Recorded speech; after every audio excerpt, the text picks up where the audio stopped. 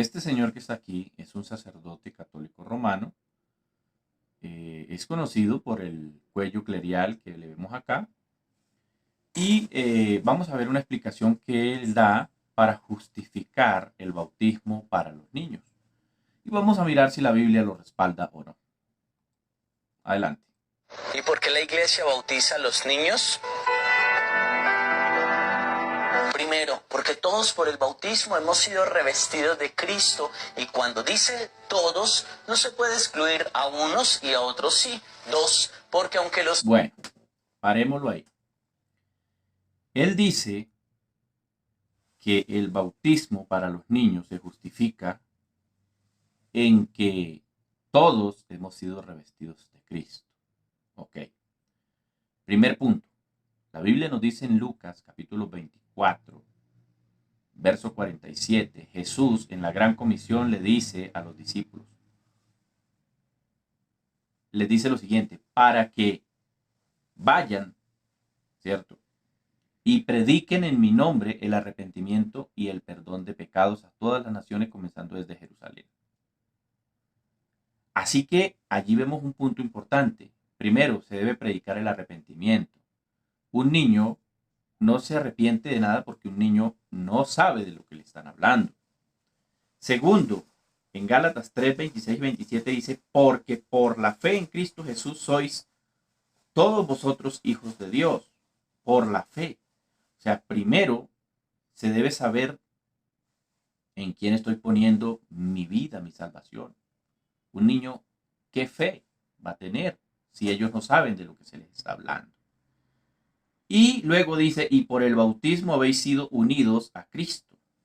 Primero se debe creer, se debe arrepentir y luego ser bautizado para perdón de los pecados. Eso fue lo que Pedro les predicó a aquellas personas el día de Pentecostés, y Pedro les dijo, arrepentíos, arrepentíos. O sea que le estaba hablando a gente que tenía conciencia. Vamos al segundo punto. Niños no tengan pecados personales si tienen el pecado original. Nos dice el Salmo 51, versículo 7, pecador me concibió mi madre. Segundo punto.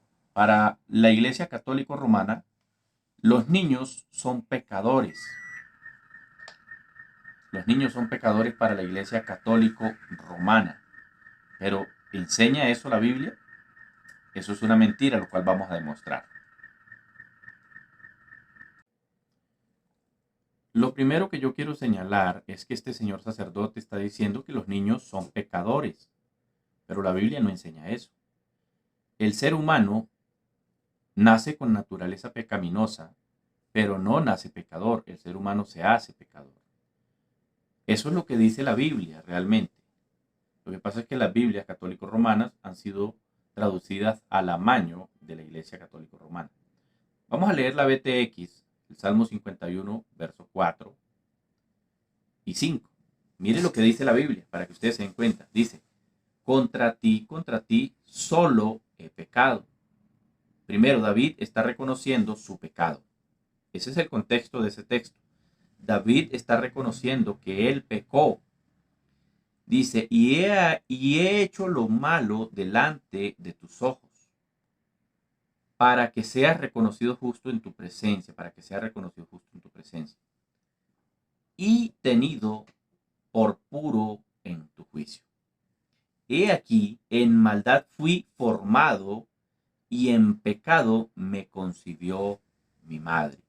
David no está diciendo sencillamente que él nació pecador, sino que fue formado, fue concebido en pecado. Bueno, la verdad la Biblia no registra cómo se llama la mamá de David, ni quién era. Parece ser que la mamá de David era una mujer la cual posiblemente, y lo digo, esto es un concepto, no lo dice la Biblia, pero según David, la mamá era considerada que no cumplía la Torá, según lo que está diciendo el texto. En maldad fui formado. Obviamente el ser humano, cuando se hace pecador, y está apartado de Dios, pues sencillamente está en pecado, está en maldad. Ejemplo, una pareja que no vive en el matrimonio está en pecado. Eso se llama fornicación, ¿cierto? Se llama fornicación. Ok, ese es el segundo punto. Tenemos también la Biblia Torres Amat 1825, para que la lean. Dice: mira que fui concebido en iniquidad y que mi madre me concibió en pecado. Yo quiero hacer una pregunta muy respetuosa a este señor sacerdote. Si los niños son pecadores, ¿por qué Jesús dijo en Mateo capítulo 19, versos 13 y 14, dejad los niños que vengan a mí, no se lo impidáis, porque de los tales es el reino de los cielos? ¿Por qué no llevaron los niños a Jesús para que los bautizara, sino que se los llevaron para presentárselos, no para bautizarlos? Otra pregunta. ¿Por qué? La otra pregunta es, ¿un niño que muere en el vientre de la mamá y no alcanza a ser bautizado, se condena? Esa es la otra pregunta para usted, señor sacerdote. ¿Se condena a un niño al no ser bautizado y muere en el vientre de la mamá? Hay otros puntos aquí, los cuales vamos a analizar. Sin más preámbulos, vamos adelante. 3. Porque en el libro de los Hechos de los Apóstoles muestra que cuando uno de la familia alcanza la conversión, se hace bautizar él y toda su familia, como el caso del carcelero. 4. El hecho que Jesús se haya... El tercer punto que él presenta es que los niños en la casa del carcelero. Señor sacerdote, con todo respeto lo digo en el nombre del Señor. Allí no dice que vean niños en la casa del carcelero. Eso es una mentira de ustedes los católicos. En ese texto no dice que habían niños. A mí me gustaría que usted muestre el texto y nos presente donde dice que habían niños allí. Allí dice, Hechos de los Apóstoles, capítulo 16, versos 31 y 33, dice: ellos dijeron, cree en el Señor Jesucristo y serás salvo tú y tu casa. ¿Sí? Y le hablaron la palabra del Señor a él y a todos los que con él estaban en su casa. A todos. ¿Cierto? ¿Quién es ese todos? ¿Dice niños? Ahí no dice niños por ninguna parte.